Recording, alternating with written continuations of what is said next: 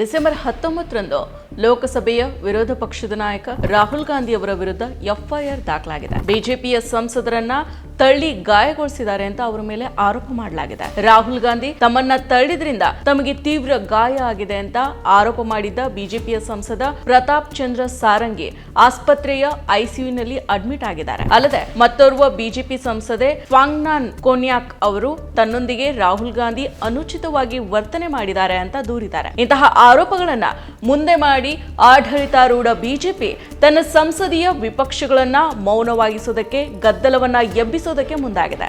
ಪಕ್ಷಗಳನ್ನ ತನ್ನ ಕೆಟ್ಟ ವೈರಿ ಅಂತ ಪರಿಗಣಿಸಿದೆ ಅನ್ನೋದನ್ನ ಈ ಎರಡೂ ಆರೋಪಗಳು ಸ್ಪಷ್ಟವಾಗಿ ತೋರಿಸ್ತಾ ಇದ್ದಾವೆ. ಈ ಬಗ್ಗೆ ಸಂಪೂರ್ಣವಾದ ಮಾಹಿತಿಯನ್ನ ಇವತ್ತಿನ ಈ ವಿಡಿಯೋದಲ್ಲಿ ತಿಳಿಸ್ಕೊಡ್ತೀನಿ. ಅದಕ್ಕೂ ಮೊದಲು ನೀವು ನಮ್ಮ ಈ ದಿನ ಯೂಟ್ಯೂಬ್ ಚಾನೆಲ್ಗೆ ಸಬ್ಸ್ಕ್ರೈಬ್ ಆಗಿಲ್ವಾದ್ರೆ ಕೂಡಲೇ ಸಬ್ಸ್ಕ್ರೈಬ್ ಆಗಿ ನಮ್ಮ ಪ್ರತಿ ವಿಡಿಯೋಗಳ ನೋಟಿಫಿಕೇಶನ್ಗಾಗಿ ಪಕ್ಕದಲ್ಲೇ ಇರೋ ಬೆಲ್ ಬಟನ್ ಅನ್ನ ಕ್ಲಿಕ್ ಮಾಡಿ. ಈಗ ಟಾಪಿಕ್ಗೆ ಬರೋಣ. ಡಿಸೆಂಬರ್ 18ರಂದು ರಾಜ್ಯಸಭೆಯಲ್ಲಿ ಕೇಂದ್ರ ಗೃಹ ಸಚಿವ ಅಮಿತ್ ಶಾ ಅವರು ಅಂಬೇಡ್ಕರ್ ಅವರ ಹೆಸರನ್ನ ಪದೇ ಪದೇ ಹೇಳೋದು ವ್ಯಸನ ಆಗ್ಬಿಟ್ಟಿದೆ ಅಂತ ಹೇಳಿದ್ರು. मान्यवर अभी एक फैशन होगा है अंबेडकर अंबेडकर अंबेडकर अंबेडकर अंबेडकर अंबेडकर इतना नाम अगर भगवान का लेते तो 7 जन्मों तक स्वर्ग मिल जाता. ಅವರ ಹೇಳಿಕೆಯ ವಿರುದ್ಧ ವಿಪಕ್ಷಗಳ ನಾಯಕರು ಹರಿಹಾಯ್ದಿದ್ರು. ಸಂಸತ್ತಿನ ಹೊರಗೆ ಪ್ರತಿಪಕ್ಷಗಳು ಪ್ರತಿಭಟನೆಗಳನ್ನು ನಡೆಸಿದ್ವು. ಪ್ರತಿಭಟನೆನ ಮುಗಿಸಿ ಸಂಸತ್ತಿಗೆ ಬಂದ ರಾಹುಲ್ ಗಾಂಧಿ ಅವರನ್ನ ಸದನದೊಳಗೆ ಪ್ರವೇಶ ಮಾಡದಂತೆ ಬಿಜೆಪಿಯ ಸಂಸದರು ಅಡ್ಡಿಪಡಿಸಿದ್ರು, ಗದ್ದಲನ ಸೃಷ್ಟಿ ಮಾಡಿದ್ರು, ತಳ್ಳಾಟನೂ ಕೂಡ ನಡೀತು. ಯಾರೋ ಒಬ್ರು ತಳ್ಳಿದ್ರಿಂದ ಇಬ್ಬರು ಬಿಜೆಪಿ ಸಂಸದರು ಕೆಳಗೆ ಬಿದ್ರು. ಆದ್ರೆ ತಮ್ಮನ್ನ ರಾಹುಲ್ ಗಾಂಧಿ ಅವರೇ ತಳ್ಳಿದ್ದಾರೆ ಅಂತ ಪ್ರತಾಪ್ ಸಾರಂಗಿ ಅವರು ಆರೋಪ ಮಾಡಿದ್ದಾರೆ. राहुल गांधी एक एमपी को धक्का लगा, मेरे ऊपर गिर पड़ा और मैं नीचे गिर गया. किसने धक्का मारा? राहुल गांधी ने. हाँ, राहुल गांधी ने धक्का मारा. राहुल गांधी. ಇನ್ನು ರಾಜ್ಯಸಭೆಯಲ್ಲಿ ಪಕ್ಷದ ಅಧ್ಯಕ್ಷ ಮಲ್ಲಿಕಾರ್ಜುನ್ ಖರ್ಗೆ ಅವರನ್ನ ತಳ್ಳಲಾಗಿದೆ, ಅವ್ರಿಗೂ ಕೂಡ ಪೆಟ್ಟಾಗಿದೆ ಅಂತ ಕಾಂಗ್ರೆಸ್ ಕೂಡ ಹೇಳ್ಕೊಂಡಿದೆ. ಈ ಘಟನೆಗಳು ಭಾರತದಲ್ಲಿ ಆಡಳಿತ ಪಕ್ಷ ಮತ್ತು ವಿರೋಧ ಪಕ್ಷಗಳು, ವಿಶೇಷವಾಗಿ ಕಾಂಗ್ರೆಸ್ ನಡುವಿನ ಸಂಬಂಧದಲ್ಲಿ ಭಾರಿ ಕಂದಕ ಸೃಷ್ಟಿಯಾಗಿದೆ ಅನ್ನೋದನ್ನ ಸೂಚಿಸುತ್ತೆ. ಈ ಹಿಂದೆ ಕಳೆದ ಸರ್ಕಾರದ ಅವಧಿಯಲ್ಲಿ ರಾಹುಲ್ ಗಾಂಧಿ ಅವರನ್ನ ಸದನದಿಂದ ಅಮಾನತು ಮಾಡಲಾಗಿತ್ತು. ಸ್ಪೀಕರ್ ಓಂ ಬಿರ್ಲಾ ಅವರ ನಿರ್ಧಾರದ ವಿರುದ್ಧ ಸುಪ್ರೀಂ ಕೋರ್ಟ್ ಅಸಮಾಧಾನವನ್ನ ವ್ಯಕ್ತಪಡಿಸಿ ಅಮಾನತನ್ನ ರದ್ದು ಮಾಡಿ ತೀರ್ಪು ನೀಡಿದ ಬಳಿಕ ರಾಹುಲ್ ಗಾಂಧಿ ಅವರು ಮತ್ತೆ ಸಂಸತ್ತಿಗೆ ಮರಳಿದ್ರು. ತಮ್ಮನ್ನ ಪ್ರಶ್ನೆ ಮಾಡೋರನ್ನ ಮೋದಿ ಸರ್ಕಾರ ನಿರ್ದಾಕ್ಷಿಣ್ಯವಾಗಿ ಹತ್ತಿಕ್ತಾ ಇದೆ. 2014ರಲ್ಲಿ ಮೋದಿ ನೇತೃತ್ವದಲ್ಲಿ ಬಿಜೆಪಿ ಅಧಿಕಾರಕ್ಕೆ ಬಂದ ಬಳಿಕ ಪ್ರತಿಪಕ್ಷಗಳ ಮೇಲೆ ಆಕ್ರಮಣಕಾರಿ ದಾಳಿಗಳು ಮತ್ತು ಅಪಹಾಸ್ಯಗಳು ಹೆಚ್ಚಾಗಿದ್ದಾವೆ. ಸಂಸತ್ತಿನಲ್ಲಿ ಮೋದಿಯವರ ಪ್ರತಿಯೊಂದು ಭಾಷಣನೂ ಭಾರತದ ಮೊದಲ ಪ್ರಧಾನಿ ಜವಾಹರ್ಲಾಲ್ ನೆಹರು ಮೇಲಿನ ದಾಳಿಯಿಂದನೇ ಪ್ರಾರಂಭ ಆಗುತ್ತೆ. ಪದೇ ಪದೇ ಮತ್ತು ಉದ್ದೇಶಪೂರ್ವಕವಾಗಿಯೇ ಮೋದಿಯವರು ನೆಹರು ಮೇಲೆ ದಾಳಿಯನ್ನು ನಡೆಸಿದ್ದಾರೆ. ಅವರು ತಮ್ಮ ಭಾಷಣಗಳಲ್ಲಿ ಮಾಡೋ ಹಲವಾರು ಆರೋಪಗಳು ಸತ್ಯಗಳಿಂದ ದೂರ ಇರ್ತವೆ ಅನ್ನೋದು ಗಮನಾರ್ಹ. ಅಲ್ಲದೆ 2014ರಿಂದ ಬಿಜೆಪಿಯ ಐಟಿ ಸೆಲ್ ಮತ್ತು ಮೋದಿಯವರು ರಾಹುಲ್ ಗಾಂಧಿ ಅವರನ್ನ ಪಪ್ಪು ಅಂದ್ರೆ ದಡ್ಡ ಅಂತ ಅಪಹಾಸ್ಯ ಮಾಡಿದ್ರು. ಈಗ ಅದೇ ರಾಹುಲ್ ಗಾಂಧಿ ಪ್ರಬಲ ಶಕ್ತಿಯಾಗಿ ವಿಪಕ್ಷ ನಾಯಕನಾಗಿ ಮೋದಿ ಅವರ ಎದುರು ಗಟ್ಟಿಯಾಗಿ ನಿಂತಿದ್ದಾರೆ. ಇದು ಮೋದಿ ಸರ್ಕಾರದ ನಿದ್ದೆನಗೆಡಿಸಿದೆ. ನಾವಿಲ್ಲಿ ನೆನಪು ಮಾಡ್ಕೋಬೇಕಾಗಿರೋ ಇತಿಹಾಸ ಒಂದಿದೆ. ಅದೇನಂದ್ರೆ 1951-52ರ ಮೊದಲ ಸಾರ್ವತ್ರಿಕ ಚುನಾವಣೆ ನಡೆದ ಬಳಿಕ ಭಾರತದ ಸಂಸದೀಯ ಪ್ರಜಾಪ್ರಭುತ್ವವನ್ನ ಮತ್ತಷ್ಟು ಗಟ್ಟಿಗೊಳಿಸೋ ಕೆಲಸಗಳು ನಡೆದಿದ್ದಾವೆ. ಮೊದಲ ಚುನಾವಣೆಯಲ್ಲಿ ಕಾಂಗ್ರೆಸ್ ಯಾವುದೇ ಸ್ಪರ್ಧೆ ಇಲ್ಲದೆ ಪ್ರಬಲವಾಗಿ ಹೊರಹೊಮ್ಮಿತ್ತು. ಆದಾಗ್ಯೂ ವಿರೋಧ ಪಕ್ಷವನ್ನ ಸ್ಥಾಪಿಸೋ ಮತ್ತು ಗಟ್ಟಿಗೊಳಿಸೋ ಮೂಲಕ ಪ್ರಜಾಪ್ರಭುತ್ವವನ್ನ ಪೋಷಿಸೋ ಜವಾಬ್ದಾರಿಯನ್ನ ಪ್ರಧಾನಿ ನೆಹರು ಮತ್ತು ಕಾಂಗ್ರೆಸ್ಗೆ ಬಿಡಲಾಗಿತ್ತು.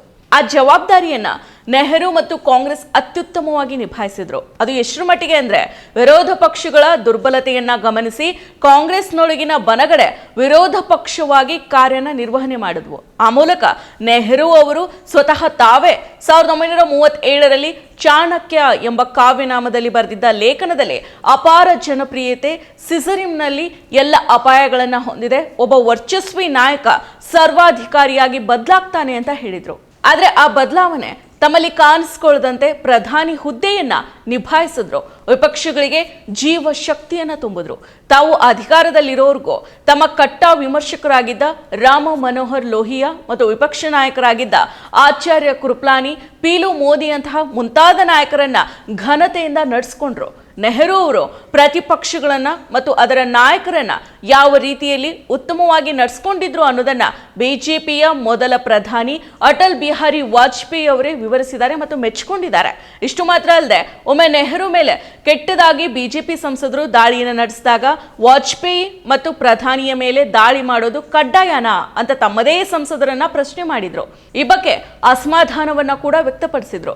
ನೆಹರು ಅವರು ಸಾವನ್ನಪ್ಪಿದಾಗ ವಾಜಪೇಯಿ ಅವರು ಕನಸು ಛಿದ್ರ ಆಯ್ತು, ಹಾಡು ಮೌನ ಆಯ್ತು, ಜ್ವಾಲೆ ಎಂದು ಅನಂತದಲ್ಲಿ ಮಾಯ ಆಯ್ತು ಅಂತ ಭಾವನಾತ್ಮಕವಾಗಿ ಪ್ರತಿಕ್ರಿಯೆಯನ್ನ ನೀಡಿದ್ರು. ಇನ್ನು ಇಂದಿರಾ ಗಾಂಧಿಯವರ ಆಡಳಿತದಲ್ಲೇ ಸರ್ಕಾರ ಮತ್ತು ವಿರೋಧ ಪಕ್ಷಗಳ ಸಂಬಂಧಗಳು ಉತ್ತಮ ರೀತಿಯಲ್ಲಿ ಉಳಿಯದಿದ್ರು ಇಂದಿರಾ ಗಾಂಧಿ ಅವರು ತಮ್ಮ ಹಿರಿಯ ವಿರೋಧ ಪಕ್ಷದ ನಾಯಕರನ್ನ ವಿಶೇಷವಾಗಿ ವಾಜಪೇಯಿ ಅವರೊಂದಿಗೆ ಸಮಾಲೋಚನೆಯನ್ನ ನಡೆಸ್ತಾ ಇದ್ರು, ಚರ್ಚೆ ಮಾಡ್ತಾ ಇದ್ರು. ಇನ್ನು ರಾಜೀವ್ ಗಾಂಧಿ ಅವರು ಪ್ರಧಾನಿಯಾಗಿದ್ದಾಗ ಅವರು ಅಟಲ್ ಬಿಹಾರಿ ವಾಜಪೇಯಿ ಅವರನ್ನ ವಿಶ್ವಸಂಸ್ಥೆಗೆ ಅಧಿಕೃತ ನಿಯೋಗದಲ್ಲಿ ಸೇರಿಸಿಕೊಂಡಿದ್ರು.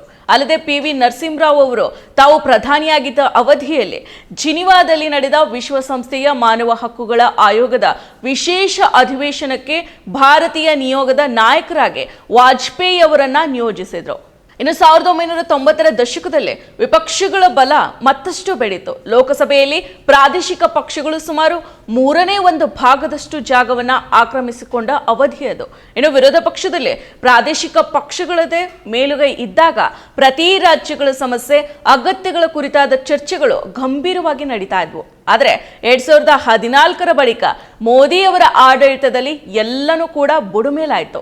ಸರ್ಕಾರ ಮತ್ತು ಪ್ರತಿಪಕ್ಷಗಳ ನಡುವಿನ ಸ್ಪರ್ಧಾತ್ಮಕ ಸಂಬಂಧನೇ ಹಾಳಾಗಿ ಹೋಗಿದೆ. ಇದು 2 ರೀತಿಯಲ್ಲಿ ಪ್ರತಿಫಲಿಸುತ್ತೆ.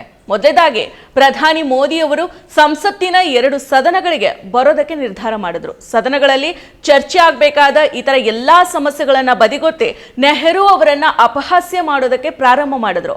ನಂತರ ಕಾಂಗ್ರೆಸ್ ಅನ್ನ ದೂರೋದಕ್ಕೆ ಮೋದಿ ಅವರು ರೂಢಿ ಮಾಡಿಕೊಂಡ್ರು. ನೆಹರು ಅವರು ಮಾಡಿದ ತಪ್ಪುಗಳನ್ನ ಮಾತ್ರ ಅಲ್ಲದೆ ಅವರು ರಾಷ್ಟ್ರೀಯ ಚಳುವಳಿಯ ನಾಯಕರಾದ ಸರ್ದಾರ್ ವಲ್ಲಭಭಾಯಿ ಪಟೇಲ್ ಮತ್ತು ಅಂಬೇಡ್ಕರ್ ಅವರನ್ನ ಗೌರವವಾಗಿ ನಡೆಸ್ಕೊಳ್ಳಲಿಲ್ಲ ಅನ್ನೋದನ್ನ ಪದೇ ಪದೇ ಹೇಳ್ತಾನೆ ಇರ್ತಾರೆ.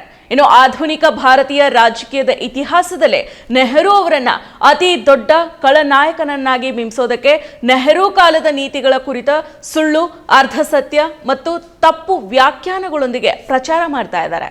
ಇನ್ನು 2ನೇದಾಗಿ ಸಂಸತ್ತಿನ ಉಭಯ ಸದನಗಳ ಅಧ್ಯಕ್ಷರು ಕಲಾಪದಲ್ಲಿ ಪ್ರತಿಪಕ್ಷಗಳನ್ನ ನಿರ್ಲಕ್ಷಿಸ್ತಾ ಇದ್ದಾರೆ. ಇಷ್ಟು ಮಾತ್ರ ಅಲ್ಲದೆ ಪ್ರತಿಪಕ್ಷಗಳ ನಾಯಕರು ಸರ್ಕಾರ ಅಥವಾ ಪ್ರಧಾನಿಯನ್ನ ಟೀಕಿಸೋ ಸಂದರ್ಭದಲ್ಲಿ ಅವರ ಹೇಳಿಕೆಗಳನ್ನ ದಾಖಲು ಮಾಡಿಕೊಳ್ಳದಂತೆ ಮುತುವರ್ಜಿಯನ್ನ ವಹಿಸ್ತಾ ಇದ್ದಾರೆ. ಭಾರತದ ಉಪರಾಷ್ಟ್ರಪತಿ ಆಗಿರೋ ಪದನಿಮಿತ್ತ ಸ್ಥಾನವನ್ನ ಹೊಂದಿರೋ ರಾಜ್ಯಸಭೆಯ ಅಧ್ಯಕ್ಷರು ಮತ್ತು ಲೋಕಸಭಾ ಸ್ಪೀಕರ್ ತಮ್ಮ ಕಚೇರಿಯ ಪಕ್ಷಾತೀತ ಸ್ವರೂಪವನ್ನೇ ಮರೆತುಬಿಟ್ಟಿದ್ದಾರೆ. ಇಬ್ಬರು ಕೂಡ ಬಿಜೆಪಿಯ ಕಾರ್ಯಕರ್ತರಂತೆ ವರ್ತಿಸ್ತಾ ಇದ್ದಾರೆ. ಭಾರತೀಯ ಸಂಸತ್ತಿನ ಇತಿಹಾಸದಲ್ಲಿ 2023ರ ಡಿಸೆಂಬರ್ ಒಂದು ಕಪ್ಪು ಚುಕ್ಕೆಯಾಗಿ ಕಾಣಿಸಿಕೊಂಡಿದೆ. 2023ರ ಡಿಸೆಂಬರ್ನಲ್ಲಿ ನಡೆದ ಚಳಿಗಾಲದ ಅಧಿವೇಶನದಲ್ಲಿ ಬರೋಬ್ಬರಿ 141 ಮಂದಿ ಸಂಸದರನ್ನ, ಅವರಲ್ಲಿ 95 ಮಂದಿ ಲೋಕಸಭಾ ಸಂಸದರು ಮತ್ತು 46 ಮಂದಿ ರಾಜ್ಯಸಭಾ ಸಂಸದರನ್ನ ಸದನದಿಂದ ಅಮಾನತು ಮಾಡಲಾಗಿತ್ತು. ಅವರಲ್ಲಿ ರಾಹುಲ್ ಗಾಂಧಿ ಅವರು ಕೂಡ ಸೇರ್ಕೊಂಡಿದ್ದಾರೆ. ಇನ್ನು ಅದಾನಿ ಮತ್ತು ಮೋದಿ ನಡುವಿನ ಸಂಬಂಧಗಳ ಬಗ್ಗೆ ಪ್ರಬಲವಾಗಿ ಪ್ರಶ್ನೆಗಳನ್ನ ಎತ್ತಿದಕ್ಕಾಗಿ ರಾಹುಲ್ ಗಾಂಧಿ ಮತ್ತು ಮಹುವಾ ಮೊಹಿತ್ರಾ ಅವರನ್ನ ಸಂಸತ್ತಿನಿಂದಾನೇ ಉಚ್ಚಾಟನೆ ಮಾಡಲಾಗಿತ್ತು. ಮೋದಿ ಪದನಾಮದ ಕುರಿತಾದ ಟೀಕೆಯನ್ನ ಅಸ್ತ್ರವಾಗಿಟ್ಕೊಂಡು ರಾಹುಲ್ ಅವರನ್ನ ಉಚ್ಚಾಟನೆ ಮಾಡಿದ್ರೆ ಪ್ರಶ್ನೆ ಕೇಳೋದಕ್ಕೆ ಲಂಚ ಪಡೆದಿದ್ದಾರೆ ಅನ್ನೋ ಆರೋಪದ ಮೇಲೆ ಮಹುವಾ ಮೊಹಿತ್ರಾ ಅವರನ್ನ ಸಂಸತ್ತಿನಿಂದ ಹೊರಹಾಕಲಾಗಿತ್ತು. ಅಲ್ಲದೆ ಸದನದಲ್ಲಿ ವಿಪಕ್ಷ ನಾಯಕರ ಮೈಕ್ಗಳನ್ನ ಮ್ಯೂಟ್ ಮಾಡುವಂತಹ ದುಷ್ಟತನವನ್ನ ಸ್ಪೀಕರ್ ತೋರಿಸಿದ್ರು. ಈ ರೀತಿಯಲ್ಲಿ ವಿಪಕ್ಷಗಳು ಮತ್ತು ವಿಪಕ್ಷಗಳ ನಾಯಕರನ್ನ ತುಚ್ಛವಾಗಿ ನಡೆಸ್ಕೊಳ್ತಾ ಇರೋ ಮೋದಿ ಸರ್ಕಾರ ವಿಪಕ್ಷಗಳ ಘನತೆಯನ್ನ ಅರ್ಥ ಮಾಡ್ಕೊಳ್ಳದೆ ಪ್ರತಿಪಕ್ಷಗಳ ಟೀಕೆಯನ್ನ ಪ್ರಧಾನಿಯಾಗಿ ಮೋದಿ ಅರ್ಥ ಮಾಡ್ಕೋತಾರ, ಅಥವಾ ಪಕ್ಷಗಳು ಮತ್ತು ಆಡಳಿತ ಪಕ್ಷಗಳ ಸಂಬಂಧಗಳು ಹೇಗಿರಬೇಕು ಅನ್ನೋದನ್ನ ಅಟಲ್ ಬಿಹಾರಿ ವಾಜಪೇಯಿ ಅವರನ್ನ ನೋಡಿ ಆದ್ರೂ ಕಲಿತಾರ? ಈಗಾಗಲೇ ಮೋದಿ 10 ವರ್ಷಗಳ ಆಡಳಿತವನ್ನ ನಡೆಸಿದ್ದಾರೆ. 3ನೇ ಅವಧಿಯಲ್ಲಿ ಪ್ರಧಾನಿಯಾಗಿದ್ದಾರೆ. ಅದೇ ಅವರು ಪ್ರಶ್ನೆಗಳನ್ನ ಸಹಿಸೋದಿಲ್ಲ, ಟೀಕೆಗಳನ್ನ ಸ್ವೀಕಾರ ಮಾಡೋದಿಲ್ಲ. ಹೀಗಿರುವಾಗ ವಿಪಕ್ಷಗಳ ಘನತೆಯನ್ನ ರಕ್ಷಣೆ ಮಾಡೋದು ಪ್ರಜಾಪ್ರಭುತ್ವ ವ್ಯವಸ್ಥೆಯೊಳಗೆ ಇಡೀ ದೇಶದ ಕರ್ತವ್ಯ ಆಗಿದೆ. ನಮಸ್ಕಾರ. ಮತ್ತಷ್ಟು ವಿಶೇಷ ವಿಡಿಯೋಗಳನ್ನು ನೋಡಲು ಮತ್ತು ಹೊಸ ವಿಡಿಯೋಗಳ ಬಗ್ಗೆ ತಿಳಿಯಲು EDina.com ಯೂಟ್ಯೂಬ್ ಚಾನೆಲ್ ಸಬ್ಸ್ಕ್ರೈಬ್ ಮಾಡಿ ಮತ್ತು ಬೆಲ್ ಐಕಾನ್ ಕ್ಲಿಕ್ ಮಾಡಿ.